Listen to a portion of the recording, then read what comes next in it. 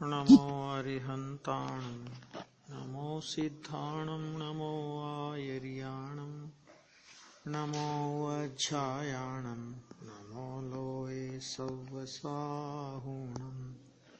मङ्गलं भगवान् वीरो मङ्गलं गौतमो गणी मङ्गलं कुन्दकुन्दार्यो जैन धर्मोऽस्तु मङ्गलम् सर्वमङ्गलमाङ्गल्यं सर्वकल्याणकारिकं प्रधानं सर्वधर्माणां जैनं जयतु शासनं जैनं जयतु शासनं प्रणम्योऽजिनं वीरम् अनन्तवर्णान् दंसनसहावं वोच्छामिण्यं सारम् केवली शुद्ध केवली भणिगम। नियम सार का आजीव अधिकार 26 नंबर की गाथा में जीव द्रव्य अपने परम पारणामिक भाव से किसी भी दशा में च्युत नहीं होता, उसी प्रकार परमाणु अपनी परिणति का आदि मध्य अंत स्वयं होने से अपने स्वभाव से कभी च्युत नहीं होता। ये बात कही और उसके बाद के कलश में ये कहा कि जब जड़ात्मक पुद्गल की स्थिति जड़ में ही जानकर, पुद्गल में ही जानकर, तो फिर निज स्वरूप में बसता ऐसा जानकर सिद्ध भगवान अपने स्वरूप में क्यों नहीं रहेंगे?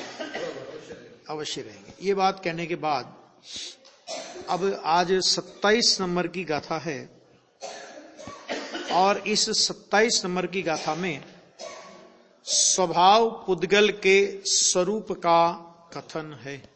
स्वभाव पुद्गल, स्वभाव पुद्गल का मतलब होता है वही परमाणु। हाँ, तो वो उसके स्वरूप का और कथन करते हैं। देखो, इतना कथन पुद्गल का क्यों करते हैं? इतना कथन पुद्गल का कि ये सबसे बड़ा जो भ्रम है ना जीव को, वो केवल मात्र पुद्गल के संबंध में है। धर्म द्रव्य, अधर्म द्रव्य, आकाश द्रव्य, काल द्रव्य तो इसे दिखते ही नहीं, शास्त्र से मानता है वो। तो एक सामने पुद्गल का संयोग है ना, तो विविध प्रकार से पुद्गलों की चर्चा करके वो ये कहना चाहते हैं कि इससे तेरा किसी भी प्रकार का कोई संबंध नहीं है, क्योंकि अपन अनेक प्रकार के छल ग्रहण करते हैं। शास्त्र में व्यवहार से संबंध तो कहा है ना, भले असद्भुत व्यवहार ने से है लेकिन है ना। लेकिन भाई साहब, असद्भुत व्यवहार ने कहा तो नए खुद ही कह रहा है ना कि मैं झूठा हूं। अब झूठा आदमी ये कहे कि मैं सत्य बोल रहा हूं तो उसकी बात में कितना दम है? नहीं, झूठा आदमी ये बोले कि मैं सत्य बोल रहा हूं तो भी उसकी बात में क्या दम है? तो वो खुद ही कह रहा है व्यवहार, वो तो खुद कह रहा है कि मैं असद्भुत व्यवहार हूं। इसका मतलब क्या है कि मैं जो भी कहता हूं, व्यवहार ने ये कहता है कि जो मैं भी जो भी कहता हूं, पुद्गल के साथ जो भी संबंध की चर्चा, वो सब केवल कहने मात्र की है, है नहीं ऐसा। पांडे राजमल जी साहब ने व्यवहार नय का अर्थ किया कथन मात्र। उसका उदाहरण भी दिया उनने। ये पुराने जमाने में वो होता था ना, कालीन होता था ना, गलीचा जिसे बोलते हैं, अभी भी होता है। तो उस गलीचे में कोई शेर का चिन्ह बना हो तो उसमें पंडित जी ने लिखा कि कालीन का शेर कहने का शेर है वो, बस वैसा ही व्यवहार। नदी का होता है कि नहीं, भूगोल की क्लास चलती हो और गुरुजी नक्शा पढ़ा रहे हो कि यहां से ये नदी गिरती है, यहां से ऐसा आता है, ऐसा पानी आता है, ऐसा आता है। अब इतने में एक विद्यार्थी बोले, साहब ठहरो थोड़ी देर, मुझे बहुत जोर की प्यास लगी है, एक लोटा पानी भर लूं मैं जरा। नदी है ना ये, इसमें पानी आ रहा है, हाँ? तो कि भाई वो तुझे नदी समझाने के लिए नक्शा है, अगर तुझे प्यास बुझानी है तो तुझे असली नदी के पास जाना पड़ेगा। तो व्यवहार नहीं तो कथन है, संयोग का ज्ञान कराता है। वर्तमान में ऐसा संयोग है, बस इतना वो ज्ञान कराता है, इसलिए वो व्यवहार नहीं है। संयोग भी नहीं होता तो उस कथन को व्यवहार भी नहीं कहते, है ना। लेकिन वो कह रहा है ना संयोग, तो संयोग कहते ही दो चीजें सिद्ध हो गई, और दो चीजें सिद्ध होते ही ये भी सिद्ध हो गया कि वो दोनों भिन्न है। आ गया समझ में? देखो अब यहां पे ए रस रूव गंधम दो फासम तम हवे सवावगुणम विहावगुणमिति भणिदम जिण समये सवपय दत्तम रस गंध वर्ण स्वभाव गुणमय है वही सर्वाक्ष गम्य विभाव गुणमय को प्रगट जिनवर कही। आचार्य देव को पुद्गल की चर्चा करते हुए भी ये कहना पड़ रहा है कि ये बात मैं नहीं कह रहा हूं, ये बात जिनेंद्र परमात्मा ने कही है ना? देखो अब क्या कहते हैं यहां पे, जो एक रस वाला एक वर्ण वाला, माने प्रकट रूप से कोई भी होगा तो एक रस होगा, एक वर्ण होगा, एक गंध होगा, माने कोई भी सुगंध और दुर्गंध में से एक होगी, और द्विस्पर्श वाला हो, स्पर्श दो होंगे, उसका आएगा डिटेल। जैसे जैसे स्निग्धता रुक्षता में से एक होगा और बाकी एक और होगा, ऐसे दो स्पर्श की पर्याय होती है। वह स्वभाव गुण वाला है। स्वभाव गुण वाला माने ये वास्तव में तो ये पर्याय हैं, एक रस एक, क्योंकि जो त्रिकाली गुण है वो तो स्पर्श रस गंध वर्ण है, लेकिन उनकी जो पर्याय होती है ना, तो जैसे अपनी चर्चा हुई थी कि अर्थ पर्याय को प्राय नियम सार में गुण शब्द से संबोधन किया जाता है ना? तो वो स्वभाव गुण वाला है।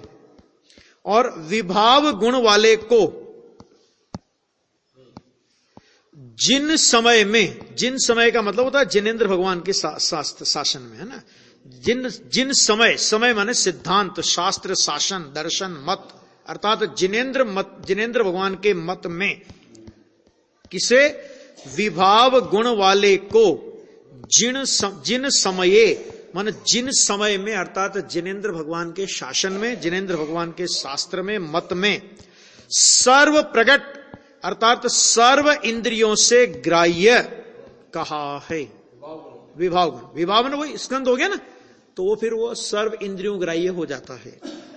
देखो हाँ, ये स्वभाव पुद्गल की बात है। तो अब इसमें देखो जरा पहले कि चरपरा, कड़वा, कसाइला, खट्टा और मीठा, इन 5 रसों में से एक रस किसी भी पुद्गल परमाणु में स्पर्श रस गुण की जो 5 पर्याय होती है उसमें से परमाणु में एक पर्याय होगी। चरपरा, कड़वा, कसाइला, खट्टा और मीठा, मूल रस हैं ये 5। और जो अपन मिक्सचर करके रस बनाते हैं ना, खट मीठा, तो मूल रस नहीं है, वो 2 का मिश्रण है ना? तो ये 5 प्रकार के तो होते हैं रस, और इन रसों में से परमाणु में एक रस पाया जाएगा कोई भी।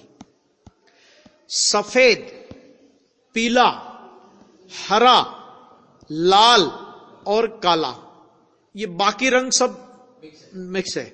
इन 5 वर्णों में से एक वर्ण होगा कोई भी। सुगंध और दुर्गंध में की एक गंध, कोई सी भी एक गंध होगी उसमें से, है ना? अब देखो स्पर्श गुण की 8 पर्यायों में से 2 पर्याय होती है, वो कौन कौन सी? कि कठोर कोमल, भारी हल्का, शीत उष्ण, स्निग्ध माने चिकना और रुक्ष माने रूखा। इन 8 स्पर्शों में से अंतिम 4 स्पर्शों में के अविरुद्ध 2 स्पर्श, कौन सा? कि या तो स्निग्ध होगा या तो रुखा होगा, है ना? और या शीत होगा या उष्ण होगा। यह है ना, इन 8 स्पर्शों में से अंतिम 4 स्पर्शों में के अविरुद्ध 2 स्पर्श ये पाए जाएंगे उसमें। यह जिनों के मत में मैंने जिनेंद्र परमात्मा के शासन में, जिनेंद्र भगवान द्वारा प्रतिपादित शास्त्र में परमाणु के स्वभाव गुण हैं। परमाणु की बात है ना, ये भी स्वभाव गुण की बात चल रही है। ये परमाणु के स्वभाव गुण आ गया। स्वभाव गुण माने इन गुणों की पर्याय,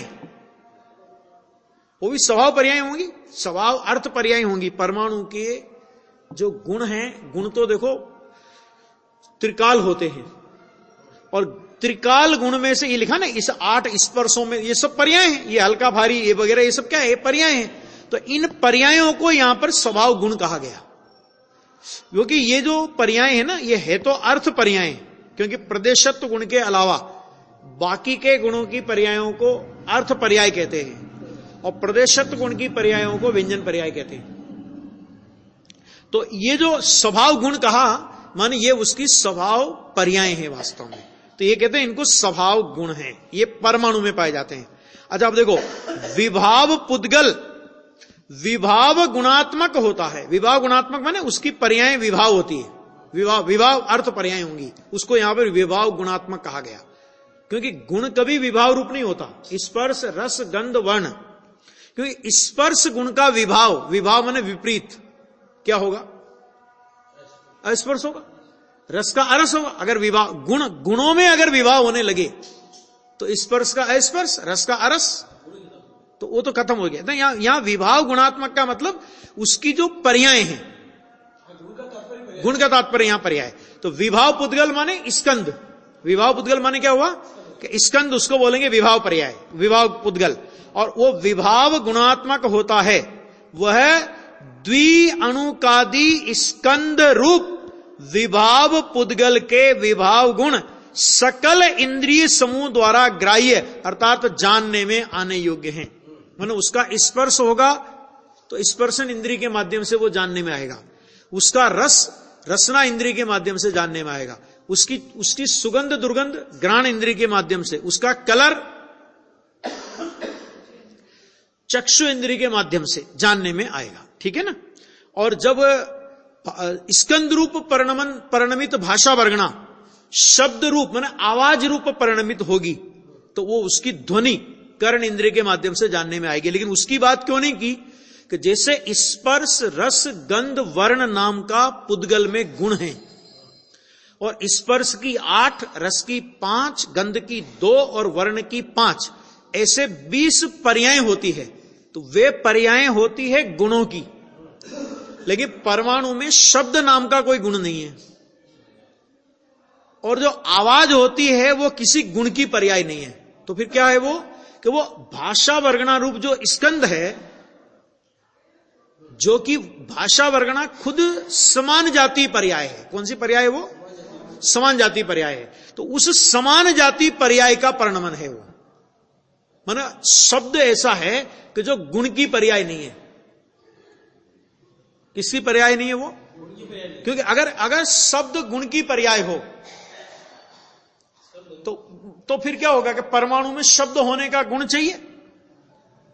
तो अगर परमाणु में शब्द होने का गुण हो तो फिर क्या होगा कि पूरी पृथ्वी में इतनी गुंजायमान होगी कि आपका सिर्फ, हाँ समझ में आ गया नहीं आ गया? उसमें नहीं है वो तो अनंत पुद्गल स्कंदों की भाषा वर्गणा है, और भाषा वर्गणा शब्द रूप परिणमित होती है, ठीक है।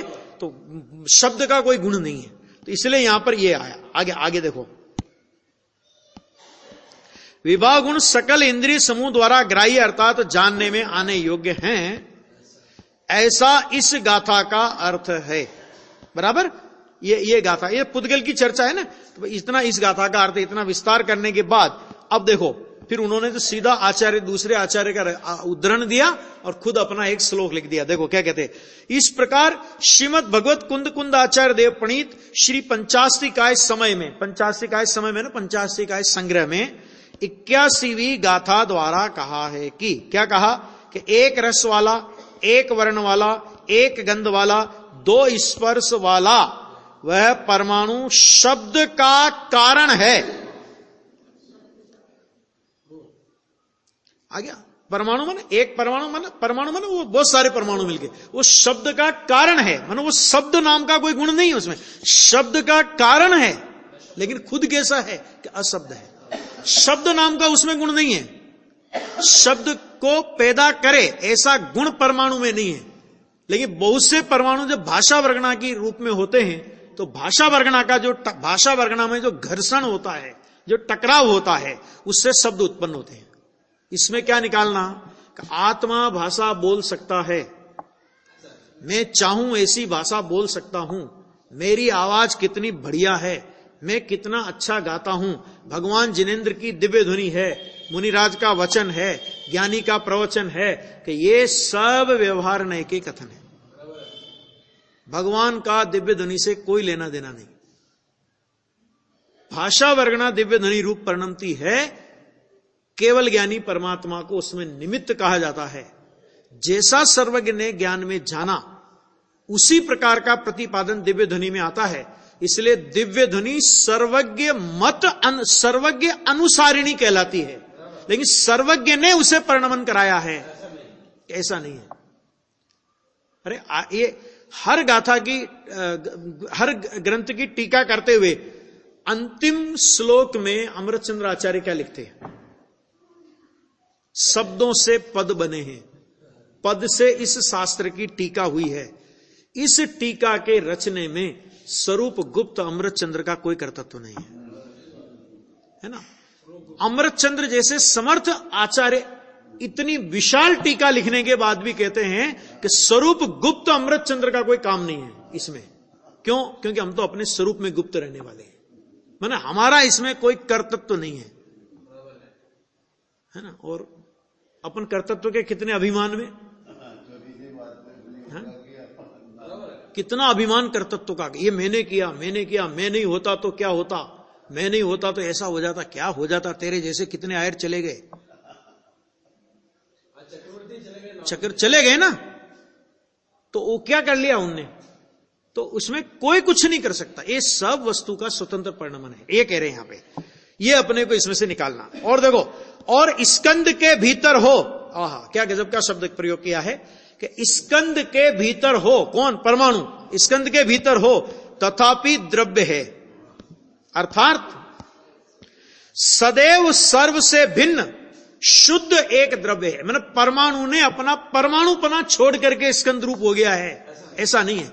परमाणु अपना परमाणुपना कायम रख करके स्कंद रूप हुआ है। तभी तो आप कह सकते हैं स्कंद के असंख्य प्रदेश आपने कहे, असंख्य प्रदेश कहे, संख्य प्रदेश कहे और अनंत प्रदेश कहे। पुद्गल स्कंद के 3 प्रकार के प्रदेश कहे ना, संख्यात, असंख्यात और अनंत। ये क्या बात बताते हैं कि जिस पुद्गल स्कंद में संख्यात परमाणु हो वो संख्यात प्रदेशी स्कंद, असंख्यात परमाणु हो वो असंख्यात प्रदेशी स्कंद, और अनंत परमाणु हो वो अनंत प्रदेशी स्कंद। अगर परमाणु स्कंद रूप हो जाए तो फिर आप ये कैसे कहोगे कि ये असंख्यात प्रदेशी, ये संख्यात प्रदेशी, अनंत प्रदेशी? इसका मतलब ये असंख्यात कह रहे हो, तो असंख्यात कह रहे हो तो एक एक पृथक पृथक है तब असंख्यात हुए ना।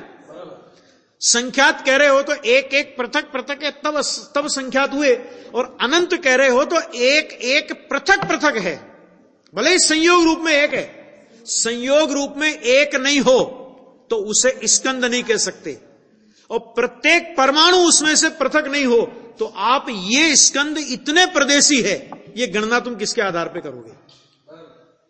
न्याय समझ में आता है कि नहीं, है ना।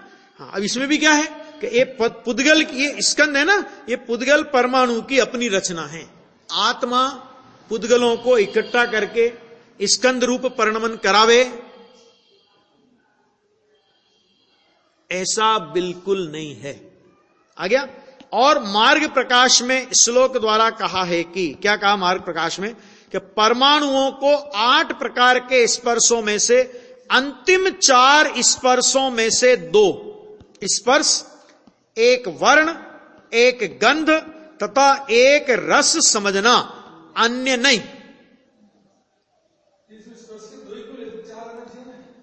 दो ही होते हैं ना, आना चाहिए, जो अपने आने से थोड़ी होता है। क्या होता है कि बाकी के जो 4 है ना, वो जब स्कंद रूप परिणमित होता है तब उनमें से कोई परिणाम प्रकट ख्याल में आता है उसका, शुरू के 4 में से तब प्रकट ख्याल में आता है, ऐसा, अन्य नहीं। हाँ, तो ये है, देखो क्योंकि सापेक्ष हो गए ना वो। देखो, अब 27वीं गाथा की टीका पूर्ण करते हुए टीकाकार मुनिराज श्लोक द्वारा भव्य जनों को शुद्ध आत्मा की भावना का उपदेश करते हैं। हे गजब के टीकाकार हैं। पुद्गल की चर्चा करके आए। किसकी चर्चा करके आए? हाँ, पुद्गल की चर्चा करके आए, पुद्गल के गुण, पुद्गल की पर्याय बता करके आए, और फिर श्लोक लिखते हैं तो क्या करते हैं कि भव्य श्लोक के द्वारा भव्य जनों को शुद्ध आत्मा की भावना का उपदेश करते हैं। अद्भुत तरीका है वास्तव में, गजब है। देखो ये 41 नंबर का श्लोक देखो, इसमें यदि परमाणु एक वर्णादि रूप प्रकाशते अर्थात ज्ञात होते निज गुण समूह में है तो उसमें मेरी कोई कार्य सिद्धि नहीं है। क्या है, मुझे क्या मिलने वाला? परमाणु में इतने गुण है, इतनी पर्याय हैं, मुझे क्या मिलने वाला उससे? देखो ये जो शैली है ना पद्म परमलधारी देव की, ये प्रयोजन मूलक शैली है कि जिनवाणी में कोई भी कथन चलता हो, मुझे मेरा प्रयोजन साधना है। पुद्गल की कथा चलती हो तो पुद्गल की कथा इतनी लंबी मत कर देना कि आत्मा की ओर आना भूल जाओ। माने घर से घूमने निकलो ना तो इतने दूर मत चले जाना कि घर में आने में तकलीफ हो जाए। हाँ, तो ये कह रहे उससे उसमें हो परमाणु में एक वर्णादि रूप प्रकाशते मैंने ज्ञात होते हो, एक वर्णादि रूप प्रकाशते मैंने जो अभी बताया ना वैसे ज्ञात होते हो, अर्थात निज समूह में हैं, तो उससे मेरी कोई कार्य सिद्धि नहीं है।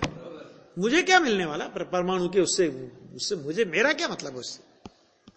अर्थात परमाणु तो एक वर्ण एक गंध आदि अपने गुणों में ही है, तो फिर उसमें मेरा कोई कार्य सिद्ध नहीं होता। क्यों नहीं होता?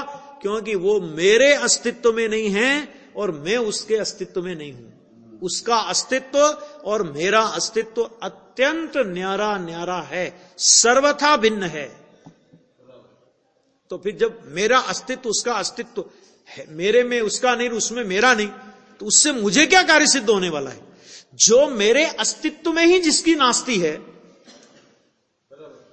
तो उससे मेरा क्या कार्य सिद्ध होने वाला है? इस प्रकार निज हृदय में मानकर परम सुख पद का अर्थी, जिसको परम सुख पद चाहिए, परम सुख माने मुक्त दशा की उपलब्धि जिसको चाहिए, वहां परम सुख होता है ना, उत्कृष्ट सुख, उससे ज्यादा उत्कृष्ट सुख कहीं हो नहीं सकता। तो ऐसा परम सुख पद का अर्थी भव्य समूह, सारे भव्य जीव शुद्ध आत्मा को एक को भावे। परमाणु परमाणु से कोई लेना देना नहीं हमको, एक आत्मा को, एक शुद्ध पद को तू तो भा, बस। फिर परमाणु का कथन क्यों किया कि तू परमाणु में अपनापना मान रहा है ना, तो वहां से अपनी दृष्टि हटा करके जिसमें तेरी नास्ती है और जिसकी तुझ में नास्ती है उससे तुझे क्या प्रयोजन है? तू तो अपनी आत्मा को भा, एक को भा, अपनी आत्मा को भा। ये आचार्य की टीका करते हुए टीकाकार मुनिराज ने ये बात कही।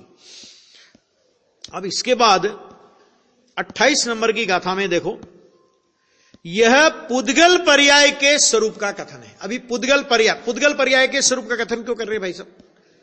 कि पुद्गल पर्याय के स्वरूप का इसलिए कथन कर रहे हैं कि पुद्गल की पर्याय को हम अपनी पर्याय मानते हैं, अथवा पुद्गल की पर्याय से मुझे लाभ होगा, पुद्गल की पर्याय से मुझे हानि होगी। क्या मतलब? कि समय शिखर जाऊंगा तो मुझे लाभ मिलेगा, क्योंकि तो समय शिखर क्या है बताना जरा, क्या है? पुद्गल की पर्याय है ना। भगवान की प्रतिमा देख करके मुझे लाभ होगा, क्या है भगवान की प्रतिमा बताना जरा। तो इससे लाभ होगा, भगवान की प्रतिमा से लाभ होगा। अंदर में लाभ हो, अपने स्वभाव के आश्रय से लाभ हो, तो निमित्त रूप में भगवान की प्रतिमा को लाभ का कारण कहने में आता है। और अंदर में लाभ नहीं हो तो तू अनंत बार नंदीश्वर द्वीप में जाकर के आया है, देव पर्याय में, ख्याल में है कि नहीं है? नंदीश्वर द्वीप में अष्टानिकाओं में 8-8 दिन के लिए अनंत बार जाकर के आया, उसमें क्या दम है उसमें, है ना। उससे मुझे इस पुद्गल पर्याय से मुझे लाभ होगा और अमुक पुद्गल पर्याय से मुझे हानि होगी, कि पर पुद्गल पर्यायों से लाभ हानि की मान्यता छोड़ दे। उससे धर्म अधर्म पुण्य पाप होने की मान्यता छोड़ दे। किसी पुद्गल पर्याय से तुझे पाप नहीं, किसी पुद्गल पर्याय से तुझे पुण्य नहीं, किसी पुद्गल पर्याय से तुझे धर्म नहीं। तुझे अपने अशुभ भाव से पाप है, अपने शुभ भाव से पुण्य है और अपने शुद्ध भाव से धर्म है। कोई सम्मेय शिखर जाकर के भी पाप परिणाम कर सकता है और कोई घर में रह करके भी पुण्य परिणाम कर सकता है। घर में रह करके भी शुद्धोपयोग कर सकता है और जंगल में मुनि होकर के भी पाप कर सकता है। और अभी बताने की जरूरत नहीं है कि कितना पाप कर सकते हैं मुनि होकर के भी। ठीक है, तो ये पुद्गल पर्याय का वर्णन इसीलिए कर रहे हैं। ये सब पुद्गल पर्याय है और उस पुद्गल पर्याय से तेरे द्रव्य का संबंध नहीं, तेरे गुण का संबंध नहीं और तेरी पर्याय का संबंध नहीं। आया? ये शैली अपने को पद्म प्रभ मलधारी देव से सीखना पड़ेगी कि कलश गाथा में पुद्गल की चर्चा आई तो पुद्गल की चर्चा करेंगे और बाद में शुद्ध आत्मा पे बात लाके टिका देंगे। कि क्योंकि इसका एक कारण ये भी है ना कि इस पुद्गल की प्रसिद्धि करने वाला कौन है? पुद्गल की प्रसिद्धि करने वाला आत्मा है। तो जो पुद्गल की प्रसिद्धि कर रहा है, माने जिसमें पुद्गल की प्रसिद्धि, जिसके ज्ञान में पुद्गल की प्रसिद्धि होती है, तो तू उस ज्ञान को पकड़ना, पुद्गल के पीछे क्यों भगता है? वो यहां पे कह रहे हैं, देखो, अन्न निरावे खोजो परिणामों सो स्वभाव पर जाओ, खंद स्वरूपेण पुनो परिणामों सो विहाप जाओ। एक से जो उसको कह अभी के जानिए, जो स्कंद परिणति है उसे वही भाव की पहचानिए। देखो कितना आकर्षण छोड़ा है। देखो एक और चर्चा समझो जरा। 4 अभाव आए अपने यहां पे, प्राग भाव, प्रध्वंसा भाव, अन्योन्या भाव और अत्यंता भाव। अत्यंता भाव 2 द्रव्यों में लगता है। प्राग भाव, प्रध्वंसा भाव सभी द्रव्यों की भूत और भविष्य काल की पर्यायों की अपेक्षा है ना। लेकिन एक अन्योन्या भाव आचार्य देव ने अलग लिखा। एक पुद्गल द्रव्य की वर्तमान पर्याय का दूसरे पुद्गल की वर्तमान पर्याय में अभाव, ये अन्योन्या भाव। मैं कहता हूं ये अन्योन्या भाव बताने की जरूरत क्या थी? वो ये कहना चाह रहे हैं कि जब 2 पुद्गल द्रव्यों की वर्तमान पर्यायों का परस्पर में अभाव है, माने एक पुद्गल की पर्याय दूसरे पुद्गल की पर्याय रूप नहीं होती, तो तुझमें पुद्गल का सद्भाव हो सकता है। और इसमें भी क्या है कि जो लोग ऐसा लेते हैं कि साहब ये टेबल में और इस शास्त्र में अभाव, माने 2 स्कंदों में अभाव, ये नहीं लेना है। सच्चाई ये है कि एक स्कंद में जितने पुद्गल परमाणु हैं, वो तो आंख के अंधे को दिखेगा कि ये टेबल और वो टेबल न्यारी न्यारी है। इसमें क्या अभाव बताओगे तुम? अभाव ये कि ये जो एक स्कंद आपको दिख रहा है, इसमें भी इस स्कंद में जो एक परमाणु है, उसकी वर्तमान पर्याय का उसी स्कंद में रहने वाली दूसरे परमाणु की पर्याय में अभाव है। उसके लिए कि जब उसमें स्कंद में अभाव है तो तेरे में तो अभाव है ही। और अपन कितने मूर्छित होते, माना स्कंद का। देखो पहले तो स्कंद अपन स्कंदों पे मोहित। एक कागज का टुकड़ा आ जाए तो अपन रद्दी का टुकड़ा समझ के फेंक देते हैं, और एक कागज का टुकड़ा आ जाए गुलाबी कलर का छपा हुआ, 2000 धारक को अदा करने का वचन देता हूं, तो सड़ा गला गंदा मेला कुचेला बदबू मारता हो, उसको भी पर्स में रख करके बड़ी संभाल के। क्यों भाई साहब? वो क्या है? दोनों स्कंद है, लेकिन कैसे मूर्छित है? और जो स्कंद है, क्योंकि जो स्कंद माने जो संगठित हुए, जो पुद्गल संगठित हुए, संगठित हुए माने एक रूप, एक बंद रूप हुए, तो वो स्कंद बन गया। तो जिनका संगठन हुआ है उनका विघटन होगा ही होगा। संगठन है तो विघटन है। तो आज तुम उस पुद्गल के संगठित रूप पर मुग्ध हो, तो कल जब उसका विघटन होगा तब तुम्हें रोना ही पड़ेगा। अभी मूर्छित है तो बाद में रोएगा। तो वो पुद्गल की उस परिस्थिति का ज्ञान करा करके आचार्य देव अपने को किसी भी पुद्गल स्कंद में मूर्छित होने का निषेध करते हैं कि तेरे मूर्छा के योग्य नहीं है। अरे भैया, वो एक स्कंद रूप होने पर भी एक पुद्गल दूसरे पुद्गल की वर्तमान पर्याय में अभाव है। जब वर्तमान पर्यायों में अभाव है तो एक पुद्गल द्रव्य के गुणों का दूसरे पुद्गल द्रव्य के गुणों में, एक पुद्गल द्रव्य का दूसरे पुद्गल द्रव्य में, वो तो अभाव है ही। आ गया? ऐसा है। ये इसके लिए बता रहे हैं इतनी बात। अब देखो गाथा, अन्य निरपेक्ष माने अन्य की अपेक्षा रहित जो परिणाम वह स्वभाव पर्याय है। ये परमाणु की पर्याय होती है ना, तो परमाणु की पर्याय में दूसरे परमाणु की अपेक्षा नहीं आती। स्कंद होता है ना, तो स्कंद में एक परमाणु रुक्ष रूप, दूसरा परमाणु स्निग्ध रूप, कल बताया था ना। तो जिसके अंश अधिक होंगे तो उस रूप परिणम जाएगा। 2 वाला 4 वाला रूप हो गया, तो फिर वो जो 2 वाला था वो भी 4 अंश रूप परिणम जाएगा। ऐसा तो वो तो होगी सापेक्ष पर्याय। और परमाणु होता है ना, तो परमाणु में किसी की अपेक्षा नहीं होती, तो किसी की अपेक्षा बिना जो परिणाम है उसको बोलते हैं स्वभाव पर्याय। ठीक है? और परमाणु में जो अर्थ पर्याय है वो भी स्वभाव अर्थ पर्याय है, और व्यंजन पर्याय है वो भी स्वभाव व्यंजन पर्याय है। अच्छा, और देखो स्कंद रूप परिणाम माने स्कंद खुद ही पर्याय है। पहली बात तो स्कंद रूप परिणाम वह क्या है कि वह विभाव पर्याय है। 2 या 2 से अधिक पुद्गलों के बंध को स्कंद कहते हैं। तो मिलावट हुई ना, तो मिलावट का नाम अशुद्धता। अब यहां अशुद्धता का मतलब 2 तरह। देखो, अशुद्धता का मतलब ये कि वो पुद्गल स्कंद मिले। शुद्ध घी होता है ना, 16 का शुद्ध घी है। ठीक है? 16 का शुद्ध घी अशुद्ध है कि शुद्ध है? बताओ बताओ।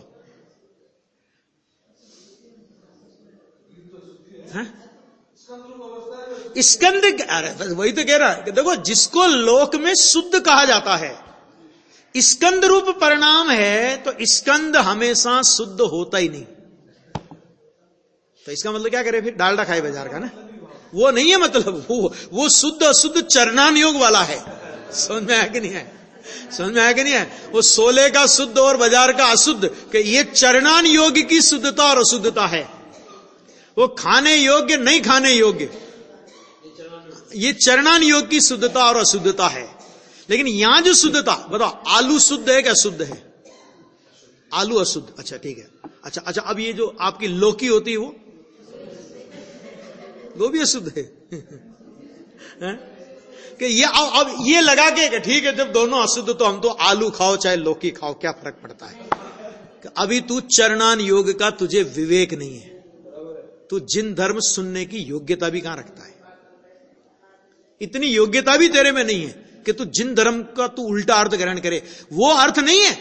वहां जब चरणान योग की विवक्षा चलेगी, जहां वहां खाने पीने की बात चलेगी, तो वहां कहा जाएगा आलू आदि छूने लायक नहीं है और ये खाने योग्य है। वो भेद, वो शुद्ध अशुद्धता का मतलब अलग है।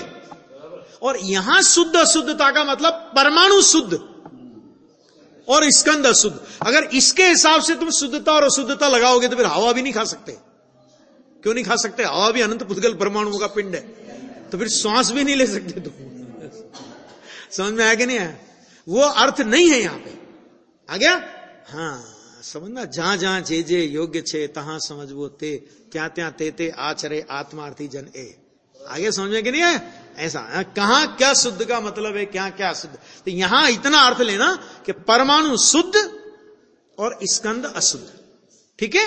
हाँ, वो चरणान योग का खाने पीने वाली शुद्धता अशुद्धता मत लगाना यहां पे, ठीक है। देखो, परमाणु पर्याय पुद्गल की शुद्ध पर्याय है।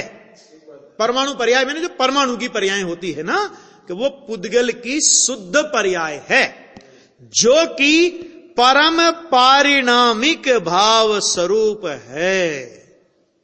परम पारिणामिक भाव 6 द्रव्य में होता है। परम पारिणामिक भाव मतलब क्या? उस वस्तु का सहज स्वरूप। परम पारिणामिक का मतलब क्या है? उस वस्तु का सहज स्वरूप, उसको बोलते हैं परम पारिणामिक भाव। तो ये पुद्गल की जो ये परमाणु है शुद्ध पर्याय, जो कि परम पारिणामिक भाव स्वरूप है। वस्तु में होने वाली 6 प्रकार की हानि वृद्धि रूप है। 6 प्रकार की हानि वृद्धि की चर्चा हो गई थी, संख्यात भाग, असंख्यात भाग और अनंत भाग, गुणा और वृद्धि, ठीक है। ये सब अति सूक्ष्म है। अति सूक्ष्म है, इसके लिए क्या शब्द का प्रयोग किया था? केवली भगवान के आगम द्वारा स्वीकार करने योग्य है। आ गया? सुत ज्ञान का विषय सद गुण हानि वृद्धि की पर्याय नहीं है। अच्छा, फिर क्या है? अर्थ पर्यायात्मक है और सादी शांत होने पर भी, परमाणु है ना, तो परमाणु कभी भी अनादि अनंत शुद्ध नहीं होता, अथवा सादी अनंत शुद्ध नहीं होता। मतलब क्या होता है? वो स्कंद से बिछुड़ता है, शुद्ध हो जाता है, और वापस स्कंद में मिलता है, अशुद्ध कहलाता है। तो उसकी जो परमाणु दशा है ना, परमाणु पुद्गल की जो परमाणु रूप दशा है, वो सादी शांत है। मतलब वो होती है फिर मिट जाती है, फिर होती है फिर मिट जाती है। जैसे जीव की मुक्ति एक बार होने के बाद फिर कभी बंधन नहीं होता, ऐसा पुद्गल में नहीं है।